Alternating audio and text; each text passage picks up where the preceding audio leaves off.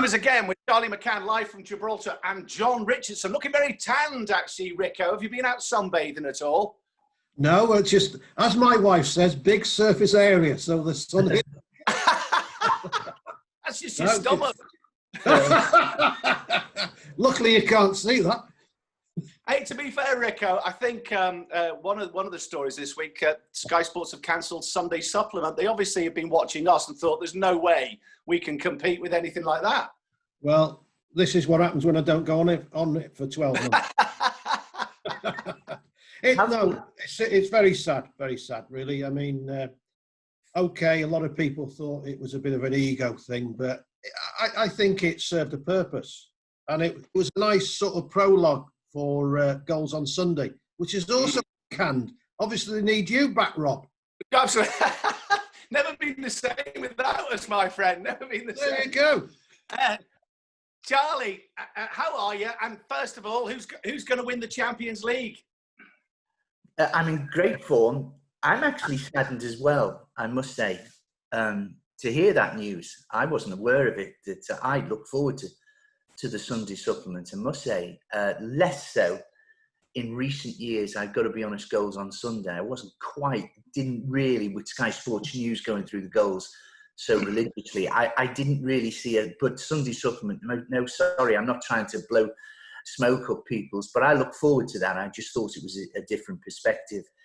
Who's going to win the Champions League? Bayern Munich are going to do it the hard way if they have to beat Barcelona, Manchester City and Paris Saint-Germain. But Bayern Munich are, by some way, alongside Liverpool, the best side in Europe. And no, I'd like to think Bayern will win it. But come next Sunday, whoever wins will know they've been in the game. That's for sure. When you think what's to come. But if Bayern won it, given that potential, I do think Manchester City will beat Lyon, and I think Paris will beat the Red Bull, will beat Leipzig. So, but Bayern for me. Rico, is it fair to say the three best sides in the tournament are in the wrong side or in the same side of the draw, especially at this stage with City, Barcelona, and Bayern Munich? I tell you what, Rob and Charlie, I think it's been a breath of fresh air this tournament this week. Being off, like a mini World Cup, isn't it? I think it's been fantastic. I think it's been. One of the things I was going to say, I couldn't agree with you more. I was going to ask, I think it's a perfect format, the one-off games, but it'll never have the money, will it? They'll always want two legs. You've just said it. It won't happen. I wish it would, because it energises you. You can't wait. I can't wait for the game tonight, Barcelona and Bayern.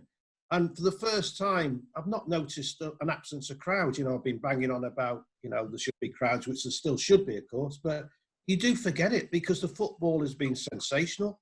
I think it's a fantastic format. I mean, I've been to both grounds, they're fantastic grounds in Lisbon. They're ideal for this tournament. And like you, I wish this would happen every year, but it can't, of course, because of money. There's less money at stake. They've got to have the two legs. I mean, for me, the group stage is so boring, during the season. It doesn't liven up to the round of 16, and then I'm excited and energised. But even then, you don't get really excited to the second leg. But this, of course, is straight off. It's a shootout from start to finish. It's absolutely fantastic. Charlie, what's your take on it? Loved it. Absolutely loved it. Less so maybe the Europa League, but the Champions League, I really have. Hopefully the Europa League will take off as well. I thought Manchester United looked poor against Copenhagen as well, and I think that Sevilla game. I was disappointed with Wolves, and Wolves peaked after about 45 seconds, didn't they? Yeah. I mean, it was you watching thought great, and then is that it? Traore gets one run. They tactically the Sevilla coach made a change, and that was it. And that was it. I know goals are important, and if he just scored the penalty, it's a different game. But I've got to be honest, I thought it was the end of a long, hard season, I must say, for Wolves. And I don't know, I was concerned. If I was a Manchester United fan, I was slightly concerned at how Sevilla got stronger. I know United, you could argue, got stronger against Copenhagen, but Copenhagen had their chances. And I'm sorry. I've put up. I think Sevilla will win. Will beat Manchester United on Tuesday night. Is Monday or Tuesday night? Sorry, Sunday. Sorry, Monday night. Yeah. I don't think they'll play Inter in the final. I do think, because I think everyone thinks, Alexis Sanchez, Romelu Lukaku, Ashley Young, Eriksen and people like that against Manchester United. That's what it is. I don't think anyone's told Sevilla that. Sevilla and Inter for me in the Europa League final. It's possibly a sign of greatness when you're playing in possibly, well, the best club tournament in the world. And Neymar just has that ability, Rico, to rise above and do things that make the rest of these unbelievably talented players look ordinary. Where's Neymar in your pantheon? I've got a confession to make. I'm not a Neymar fan until the other night. I thought he was absolutely brilliant the other night. I think he's a showboater at times. I think he overacts. I can't stand the way he goes to ground quickly. If I was a player, I'd just like to kick hell out of him because he annoys me. But the other night, I thought, crikey, he is some player. I mean, some of the dribbles he went on, they were, he started them, didn't he? And just accelerated. Like he sort of, hit the turbocharger and then just sailed past people. I thought he was superb. His finishing was awful the other night, but I forgive him and also I thought he really meant it. He really tried. And he went up in my estimation. So really, I wouldn't even consider him a superstar before the other night. The other night, hold my hands up. I thought, yeah, you are a player. You are a player. A couple of the nutmegs, Charlie, he did, but then at the same token, the horrible dive he throws in, and it's almost like you want him to be sort of purer than pure. I know that's maybe a little bit unfair, but his genius is flawed. Would that be fair to say? Most geniuses are flawed. He's sensation, isn't he? He's just brilliant. And I'm looking forward to Mbappe as well, starting. That was a wonderful cameo. It would have been wasted if I think Paris had gone out with Mbappe not starting. And I do think they'll have too much for Red Bull. And I think Paris and they probably deserve a place in the final. They haven't had much luck with the draw. I think they've been drawn against Barcelona 3 times in the last so many years and things like that. No, they deserve a place in the final. I'd like to see Mbappe and Neymar against whoever it is, although I'd love it to be Manchester City. But again, for what it's worth, I just think it's not quite a toss of a coin for me. I do think that they are slightly stronger Bayern.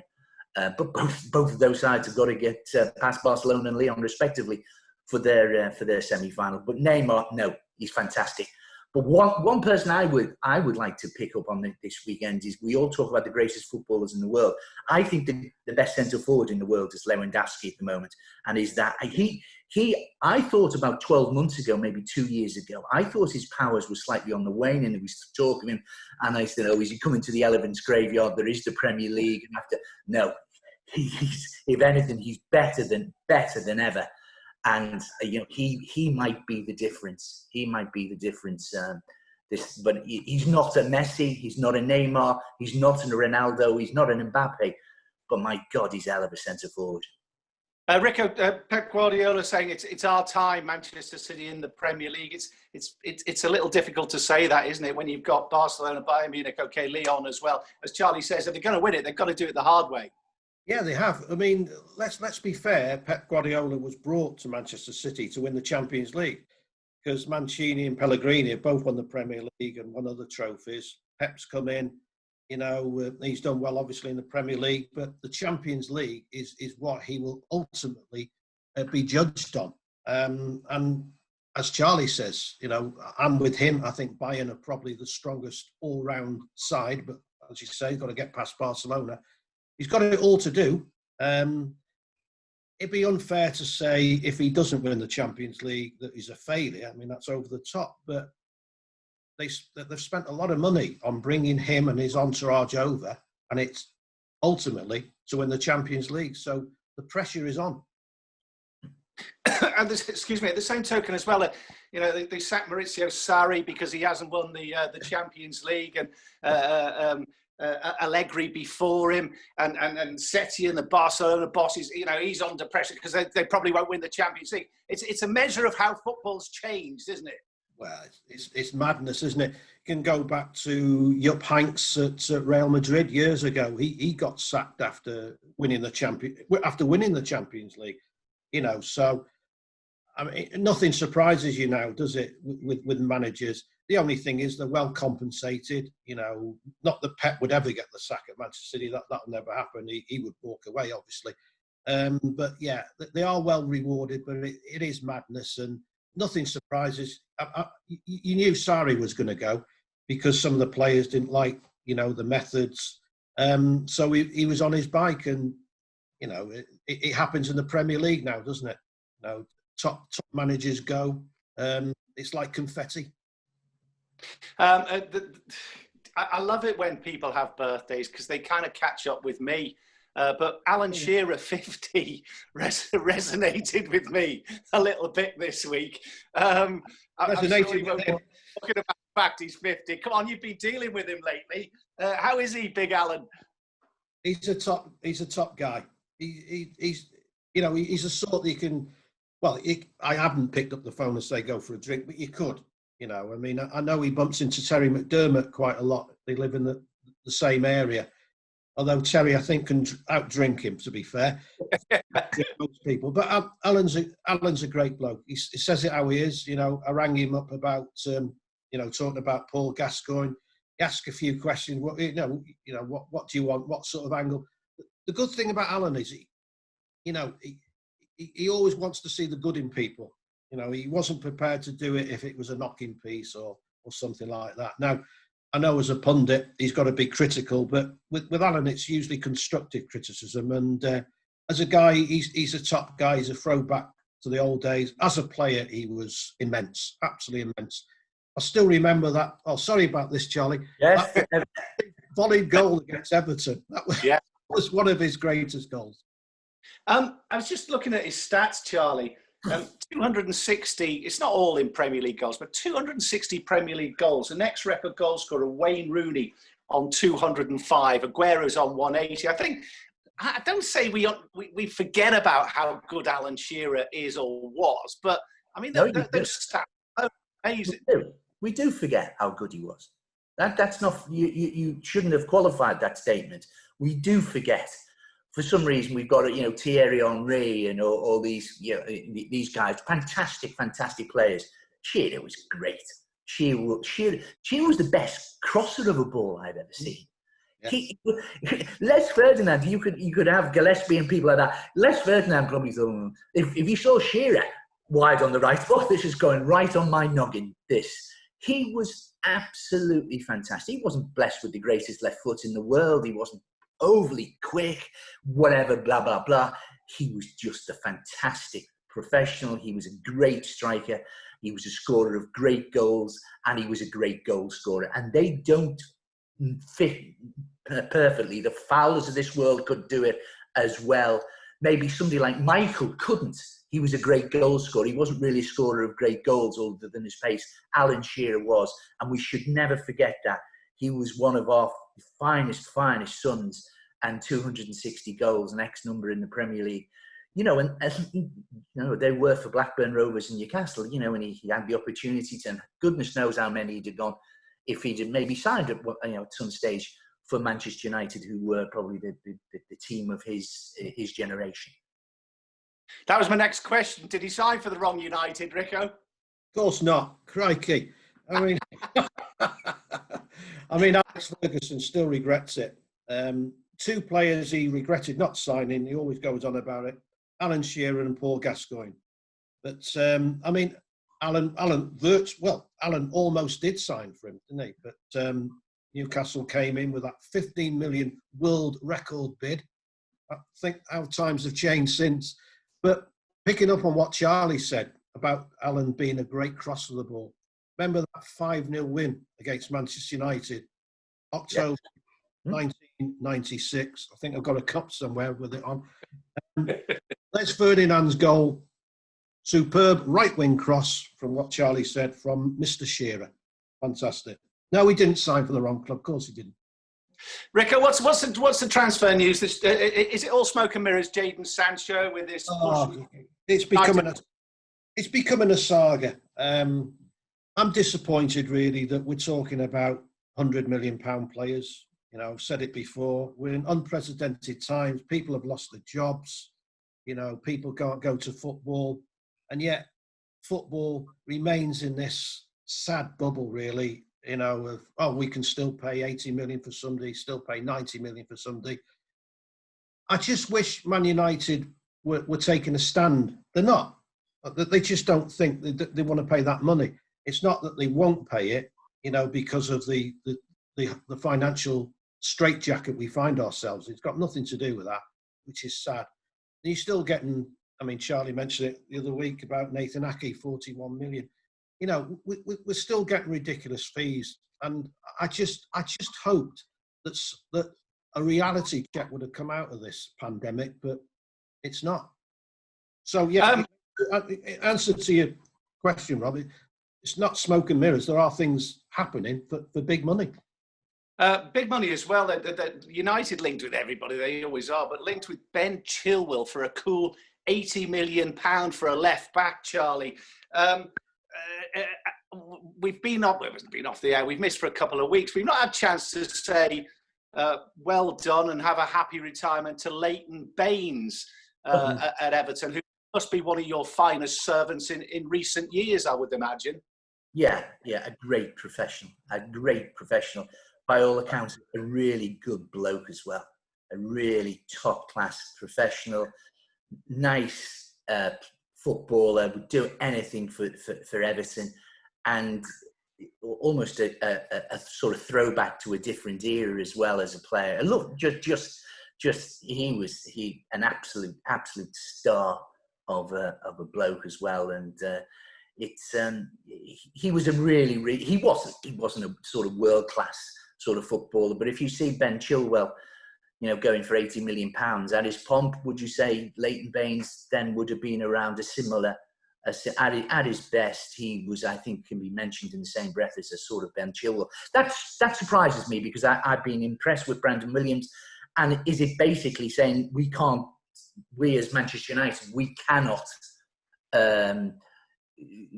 Luke Shaw is too injury prone to be our first choice, because Chilwell comes in as first choice. That means that Luke Shaw becomes, you know, a second choice fullback. It looks as if Solskjaer said no, one injury too many. But this is the time when people have got to. I look every day at websites to see how many people are in for Theo Walcott, Gylfi Sigurdsson, Delph, Bernard, Jordan Pickford. And do you know what the answer is every day? None. Not one. And these people, everybody, this poor Carlo Ancelotti, Goodison, everyone's saying, who is he going to sign? For goodness sake, we've got to get rid of these. But of course, we can hawk them all around Europe. They're on their salaries. Nobody is. But that's my transfer news. The news is there's no news. These guys aren't going anywhere. And no one's interested. And do you know why? Because anyway. By the way, there's a left back going for £2 million who is far better than Ben Chilwell, or will be better than Ben Chilwell. Go on. His name is Anthony Robinson. I agree with you. I agree totally. Tell us about Anthony Robinson. He is Roberto Carlos. He's fantastic, isn't he? Tell us about him. Go on, give us a little bit about him. People don't know him. Well, you know he's going to go to AC Milan, wasn't he, in January? But there was a Wigan. He plays for Wigan, where Leighton Baines, of course, came from. And he's ex-Everton as well, isn't he, Anthony Robinson? Ex-Everton, yeah. Charlie, you're right. He came through the academy. Went off to Wigan. He is so fast. He is absolutely amazing.